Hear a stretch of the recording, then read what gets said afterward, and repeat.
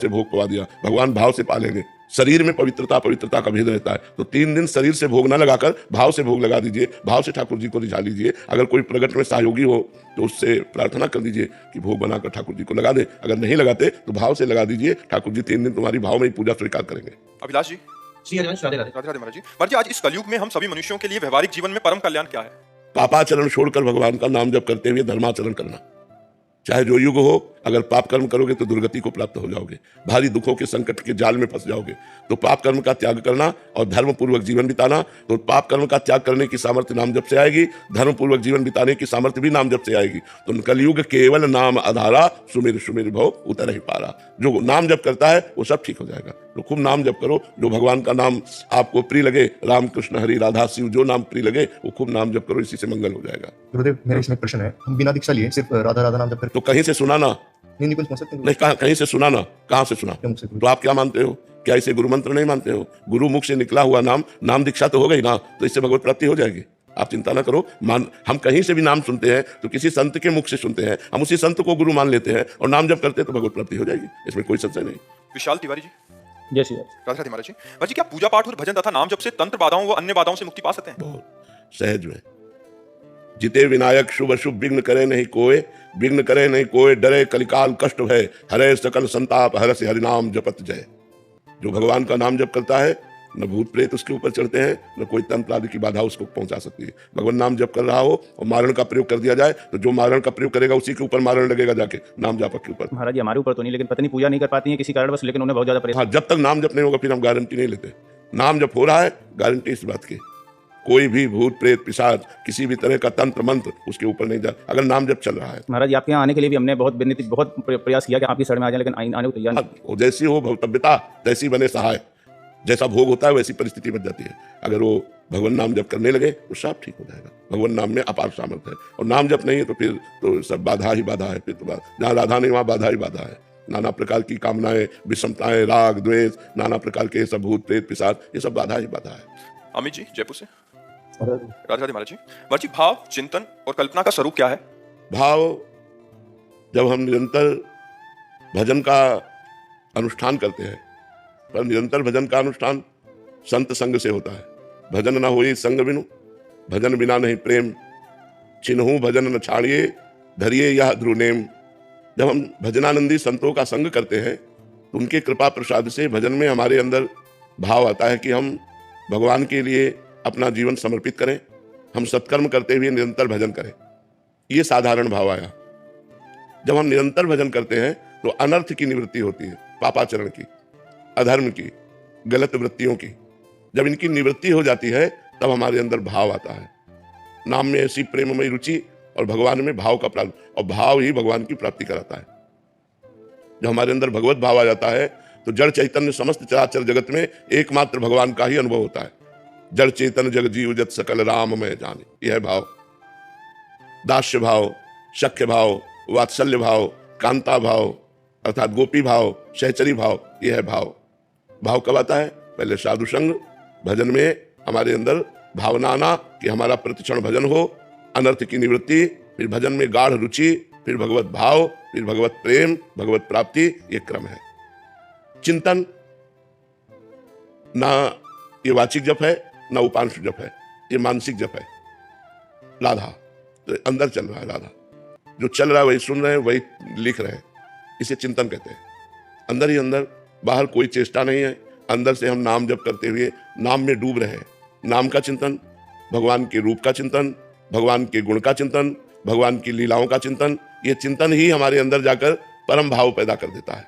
और कल्पना, ये असत है। सत की कल्पना नहीं होती, भावना होती है, असत की कल्पना होती है। तो कल्पना शब्द असत से है और चिंतन और भावना ये अध्यात्म से है, और ये प्रारंभ साधु संग से होती है और पूर्णता भगवत प्रेम में होती है। किसका प्रश्न था, समझ पा रहे हो आप? ज्योति सिंह जी, काशी से। राधे राधे महाराज जी। महाराज जी, निष्काम भक्ति और भगवत प्राप्ति की लालसा में भगवान जल्दी किसको मिलते हैं? निष्काम भक्ति वालों को या भगवत प्राप्ति की लालसा वालों को? तो निष्काम भक्ति ही तो भगवत प्राप्ति का रास्ता है। आपने उसे दो करके कैसे बात कर दी? एक ही बात तो है। भगवत प्राप्ति की लालसा ऐसे हो जाती है क्या? भोगैश्वर्य प्रसक्ता नाम तया परत चेतसाम व्यवसायत्मिका बुद्धि समाधो न विधीयते। जिसकी भोगों में, ऐश्वर्य में अपहृत बुद्धि हो गई है, अपहृत चित्त हो गया है, वो कभी भगवत प्राप्ति का संकल्प ही नहीं कर सकता। भोगैश्वर्य प्रसक्ता नाम तयापहृत चेतसाम व्यवसायत्मिका बुद्धि समाधो न विधीयते। जो भोगों में लगी हुई बुद्धि है, जो भोगों का चिंतन करने वाला चित्त है, वो कभी भगवत प्राप्ति का भाव ही नहीं कर सकता। तो जब हमारे अंदर भजन की वृत्ति बढ़ती है तो संसार का सही स्वरूप आने लगता है। संसार का सही स्वरूप क्या है? झूठा, ब्रह्म सत्यम जगन मिथ्या, सब नाशवान, परिवर्तनशील, असत। तो हमें भोगों से वैराग्य होने लगता है। भोगों से वैराग्य होना ही निष्कामता है, कोई कामना नहीं रहती। जब निष्कामता में कामना प्रकट होती है, भगवत प्राप्ति की लालसा, तब प्रेम प्रकट होता है। निष्कामता में ही तो भगवत प्राप्ति की वृत्ति उदय होती है। तो हम उसे दो करके बात करेंगे कि निष्कामता श्रेष्ठ है या भगवत प्राप्ति की लालसा, तो गलत। निष्कामता से ही भगवत प्राप्ति की लालसा, भगवत प्राप्ति की चाह, भगवत मिलन की उत्कंठा ये जागृत होती है। इसलिए भगवान से प्रार्थना करें कि हमारे अंदर निष्काम भक्ति जागृत हो, तो उसी के फल से लालसा उत्पन्न होती है। सुख भी भगवान याद रखते हैं, दुख में भूल गए। नहीं, गलत सिद्धांत है।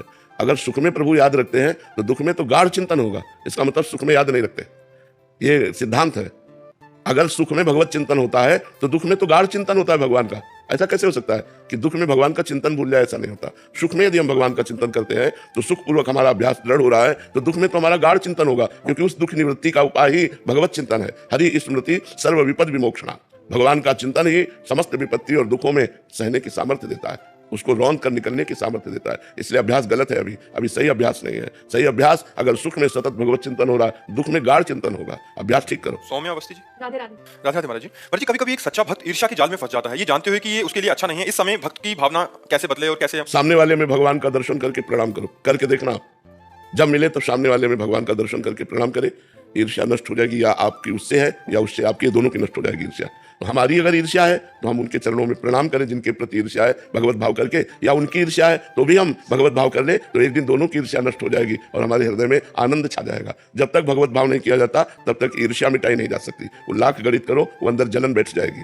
कंचन तजना सहज है, सहज तिया का ने, मान बढ़ाई ईर्ष्या दुर्लभ तजनाए। ये कठिन विषय है, भगवत भाव के द्वारा ही त्याग होता है। मत्सरता, मेरे से आगे निकला जा रहा है, या ईर्ष्या, ये बहुत कठिन त्यागना, ये भगवत भाव से त्यागी जा सकती है। पार्थ जी मुंबई से।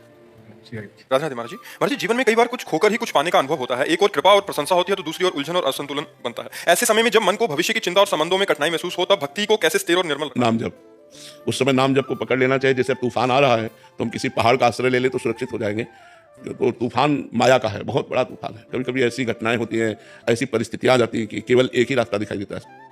जब ऐसी स्थिति आवे उस समय भगवान का आश्रय लो और नाम जप करो। देखो तूफान ऐसे ऐसे उड़ जाएगा और आप बिल्कुल बच जाएंगे। भगवान बचाते हैं। हरि स्मृति सर्व विपद विमोक्षणा। भगवान का स्मरण तुरंत विपत्तियों का नाश करता है। तो जहां विपत्ति में फंसे, जहां ऐसा लगे अब मेरा माइंड काम नहीं कर रहा, उस समय विशेष भगवान का नाम स्मरण करे। भगवान से जुड़े संसार का सहयोग न ले, संसार के किसी व्यक्ति से फोन करके सहयोग न ले कि आप हमें थोड़ी समस्या का समाधान, वो और फंसा देगा। भगवान से सहयोग ले, एकदम एकांत हो जाए और हृदय से भगवान को पुकारे, भगवान का स्मरण करे, नाथ मुझे रास्ता दीजिए। ऐसी परिस्थितियां फंसती है जिसमें व्यक्ति तो सहयोग कर ही नहीं सकता। अगर किसी व्यक्ति के सहयोग की सोची जाए तो और बिगाड़ देगा, वो संभाल नहीं पाएगा, वो हमारी समस्या को नहीं समझ पाएगा। वो समस्या केवल हरि से ही निपटेगी। इसलिए भगवान से प्रार्थना करना चाहिए, उस समय नाम जब बढ़ाना चाहिए और विश्वास करना चाहिए, धैर्य रखना चाहिए कि हमारी विपत्ति का नाश भगवान करेंगे। हरि स्मृति सर्व विपद विमोक्षणात्। ये हम तुम्हें बिल्कुल पक्की बात कह रहे हैं। भगवान के सिवा कोई नहीं, सब असमर्थ नजर आते हैं। ये हमको हमारा शोषण कर सकता है, पोषण नहीं कर सकता। इसलिए एक ही केवल सहयोगी होते हैं, भगवान, और हम उनका आश्रय लें और उनको भजें। उस समय तभी हमारा मंगल होगा। महाराज जी, अगर फिर भी विपत्ति दूर नहीं हो रही तो वो उसी को करते रहो। समय लग जाएगा, हो जाएगा, विश्वास करो। समय लग सकता है लेकिन वो कार्य हो जाएगा। वो आप उससे बच जाएंगे, उस तूफान से आप बच जाएंगे। आप उसी को पकड़े रहिए। कभी कभी वो विपत्ति तो दूर नहीं होती, बट आगे चल के मंगल हो जाता है, ये भी होता है। हाँ बिल्कुल होता है, बिल्कुल। तभी कहते हैं आप निकल जाओगे, आप उस विपत्ति से निकल जाओगे, आपको कुछ बिगाड़ नहीं पाएगी। समस्या आएगी, समाधान मिल जाएगा, और पकड़े रहो, नाम न छोड़ना। जैसे तूफान आ गया, हमने किसी पहाड़ का आश्रय ले लिया तो हम बच गए। ऐसे भगवान का आश्रय ले ले तो भगवान का आश्रय ही समस्त विपत्तियों से बचा लेता है। भगवान ही है जो बचा सकते हैं। यद्यपि अलग अलग विभागों की अलग अलग विपत्तियां, जैसे एक विद्यार्थी है महाराज जी, वो किसी एग्जाम की तैयारी कर रहा है, तो 3-4 बार में फेल हो गया, घर से मतलब विपत्ति आ रही है, मानसिक विपत्ति आ रही है, परीक्षा में पास हो नहीं पा रहा। तो अगर वो पास नहीं होता तो ये विपत्ति का समाधान तो नहीं हुआ, बट आगे चल के उसको कहीं अन्यत्र और अच्छा नहीं। अगर वो एक बार फेल हुआ और वो विचार करे कि मैं फेल क्यों हुआ हूं, एक चैप्टर है वो आपको पढ़ाया गया है और उसी पढ़ाए गए चैप्टर से प्रश्न हुआ है, तो आप कोई नशा करते हो, आप कोई गंदी बात करते हो, आप अपने चिंतन को कहीं बांट रहे हो, आप हटाइए और अपने चिंतन को एकाग्रतापूर्वक लगाइए और भगवान का नाम जप कीजिए। और ना पास हो जाए तो आप हमें बताओ भाई। अगर पढ़ाई में हम फेल होते हैं तो हमको यह समझना कि 10 क्लास में अगर हम पढ़ रहे हैं तो 11वीं क्लास का प्रश्न नहीं आएगा, 10वीं क्लास का प्रश्न आएगा। और टीचर उस विषय को हमको पढ़ाते हैं तो उस समय हमारा दिमाग कहाँ गया, उस चैप्टर को हमने क्यों तैयार नहीं किया? इसका मतलब हमारा दिमाग बटा हुआ है मनोरंजन में, कहीं गर्लफ्रेंड बॉयफ्रेंड, कहीं व्यसन, कहीं ऐसी जगह बटा हुआ है जो हम अपने विषय से दूर होते चले जा रहे हैं पढ़ाई से। तो हमें चाहिए, इसीलिए हम कहते हैं कि ये बड़ी तपस्या का समय होता है। जो विद्याध्ययन समय है, विद्यार्थी का एक तपस्वी जीवन होता है। अगर वो अपनी एकाग्रता को नहीं समेट रहा है और वो इधर उधर फैला रहा है मनोरंजन में, तो फेल तो हो ही जाएगा। और भगवान का नाम जप करें और संयम से अपने चित्त को अपने पढ़ाई में लगाएं तो निश्चित पास हो जाएंगे। क्योंकि चैप्टर एक सीमित है, क्लास का चैप्टर एक सीमित है, असीम नहीं है कि भाई कहीं से भी प्रश्न हो जाएगा। एक ग्रंथ है उसमें कैसे हो सकता है, और वो आपको साल भर समय दिया गया, आप उसको पढ़िए तो फेल कैसे हो सकते हैं। अगर एक बार फेल हो गए तो दोबारा हम उसकी चेष्टा करें। अगर हम 2 बार फेल हो रहे हैं तब तो बहुत शर्म की बात है कि हम 2 साल में एक चैप्टर को नहीं तैयार कर पा रहे हैं। तो उसमें हमारी कोई ना कोई कमियां हैं, उन कमियों को दूर करना चाहिए, ना कि निराश होना चाहिए।